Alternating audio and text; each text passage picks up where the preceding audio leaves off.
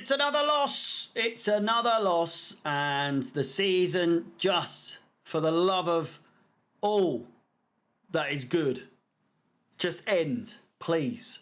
I'm begging you. I'm on my knees. I am on my knees. Another woeful performance. Another performance in which pretty much nothing happened. But a performance nonetheless where none of the players really seemed to care too much. I know there is the whole thing of, I mean, there's nothing to play for. There's nothing to gain.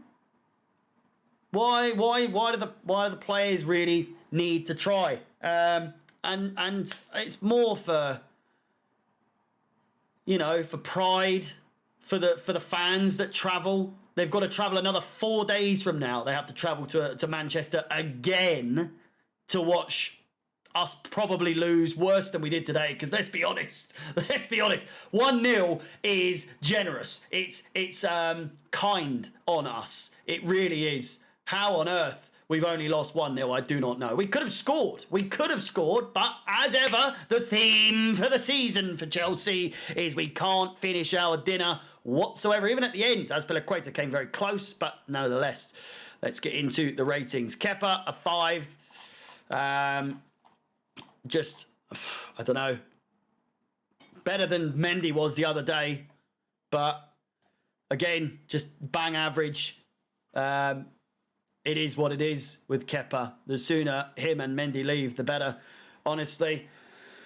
Fofana, I thought, was absolutely shocking today. No less the biggest part playing in this game was to help us concede our first goal today with what was one of the worst passes from the back I have seen in quite some time. Thiago Silva did the same at least once, but made up for it by,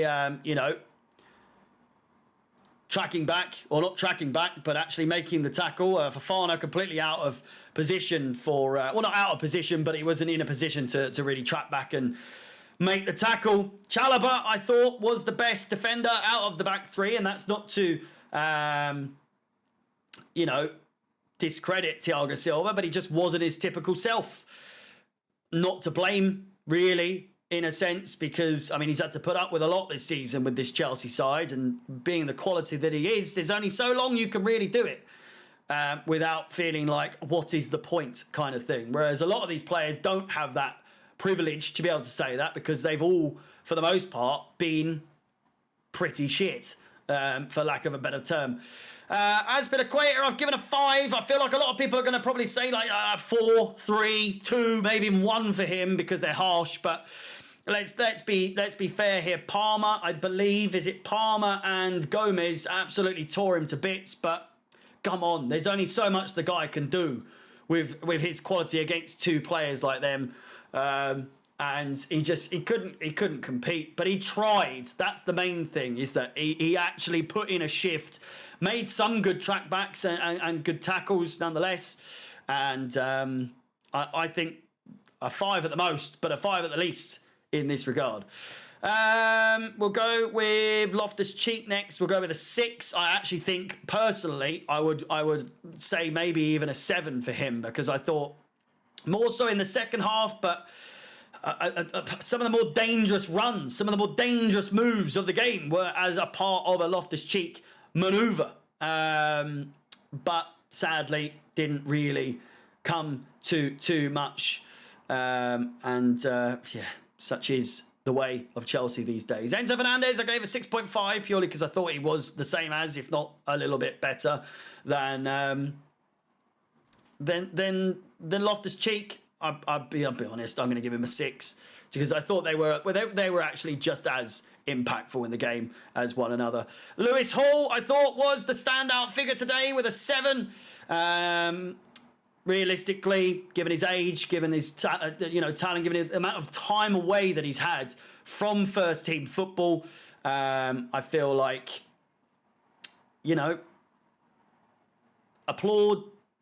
an applause is necessary for that performance. I thought he was a real standout player. No less, one of his best performances of the season was against Man City earlier on in the Carabao Cup, I believe. And then unfairly dropped, I thought, or at least not given more game time throughout the season, despite his really good performances throughout. But today, really good down that left-hand side. Can't really fault him too much.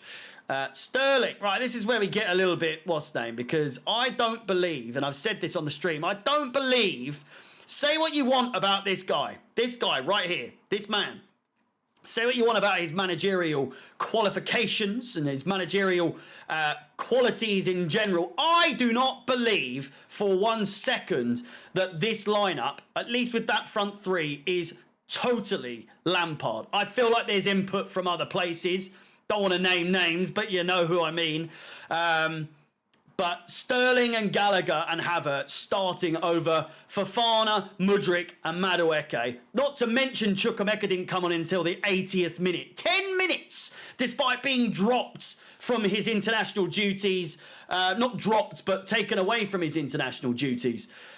Starting Sterling, Gallagher and Havertz over Fofana, who, yes, he's going to go on loan next season, but not started. We haven't got a striker, but we continue to play Havertz every pissing week, and he did nothing. Not going to criticise him here today because he had absolutely nothing in the way of service today. I'm purely giving him a 4 because he is just not meant to be in that position. Despite him playing as a striker the entirety of this season, more or less, he has learnt nothing. He has shown nothing. I know he's our top scorer, but he scored 7 goals or something like that. Come on!